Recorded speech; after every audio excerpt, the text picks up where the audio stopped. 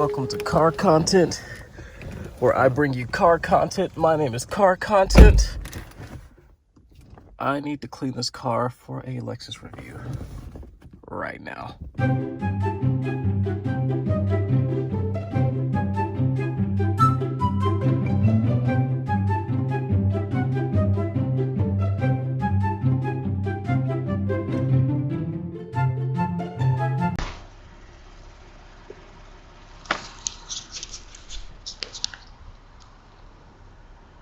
Welcome to Car Content, where I bring you car content, and you can just call me Car Content. I'm shocked you found this channel so easily. Introducing the 2011 Lexus IS350. It's the ultimate mid to late 20s car, and it's a good looking compact sedan with that Japanese vibe.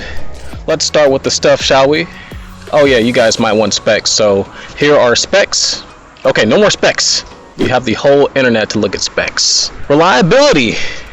Honestly, I shouldn't even have to explain this, but I will just in case you're rich. The car doesn't break, like at all, ever. Obviously, you'll have your standard things like oil changes, tires, brakes, but other than that, yeah. Look, take my word for it. This thing has 2 million miles on it. Let's go. Have you ever seen mileage this high in a car?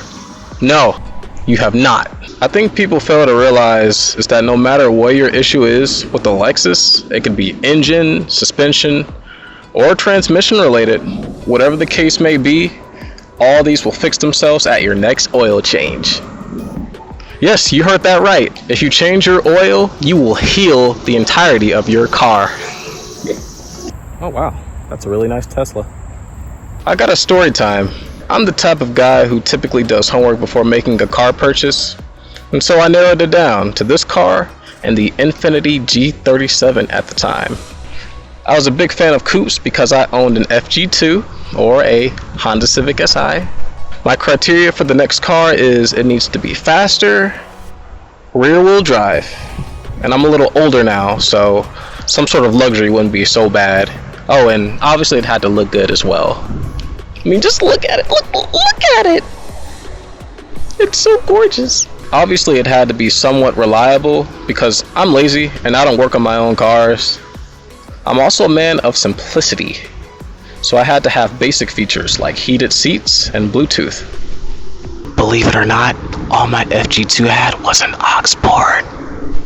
Tell me how the G37 had like 4 different trims, and the trims all had different packages. Like some models had heated seats, but no navigation system. The G37 Sport and IPO looked astronomically better than the others, of freaking course.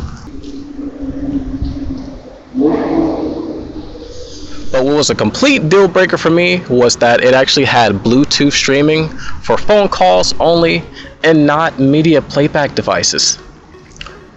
Very, very confusing to me and frustrating. So I'm just like, bruh. So I looked over at what the Lexus had going on. It came in 2 trims, base and F Sport. I settled on the base, but that car had everything I needed for my life. My simplistic, simple life. Oh, speaking of quirks and features, the IS has 2 key things that I didn't know I needed: reading lights and ventilated seats. Boy, like, I don't think you understand. You see how black this interior is? It collects those cancer rays like no tomorrow, bruh. Especially with black leather seats. And when I tell you that you just roll this wheel a couple notches, man, it makes driving in Atlanta far more manageable. Anyway, they come in clutch. But you wouldn't know if you didn't know. I've been in newer Lexus, and they have ventilated seats that go all the way up the spine. And yes, it's pronounced Lexus for the plural of Lexus, FYI. Another dope feature is, drumroll please, the reading lamps. No, seriously, people take this for granted. They come in big clutch when you're trying to mess with stuff in the night while you're driving. Like, they have this really cool spotlight effect because they're recessed. Not only are they recessed, but they are LED. Do you know what that means? No? Well, allow me to break it down to you. It means they're bright and they allow you to see things with ease. That's what that means. Alright, enough praising this car being good at everything. Let's get into the things I dislike about this car. Psych. Did you really think I dislike this car for any reason? Nah, double psych. This car has issues. They might be minuscule, but they are still problems. The rear view mirror. It's extraordinarily hard to adjust this to perfectly match your seat settings, especially when you're, 7'2" like I am. Like here, I'll try to explain.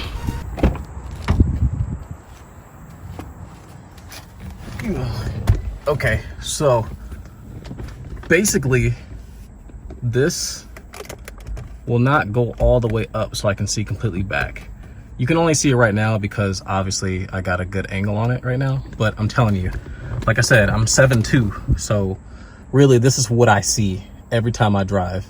But like, you can try to lift it up, but I promise you, you cannot see behind you unless you're like a normal sized person. Like for real. Like you gotta be like right here and then you can adjust it freely. But yeah, it's really frustrating. Oh, by the way, if you try to adjust your seat, sometimes you won't be able to see over the dash. So the seat can't be too low, but it also only goes up so high. And this doesn't adjust enough to make life easy. So yeah. But yeah, kind of minuscule. But obviously having a cooperative rear mirror is important to, like driving and seeing behind you and stuff. It really comes in handy. I also despise it requiring at least 91 octane. It's annoying. And I tried to get around it because I was told that recommended is not the same as required. Of course, I looked in my instruction manual and online. It's required for this car. And it makes me really sad and frustrated. Should you buy it? Yeah, man, without a doubt.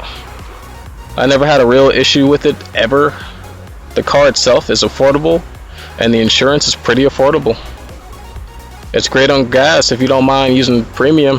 It has decent horsepower and torque compared to the 6 million Toyota Corollas you see on the road today.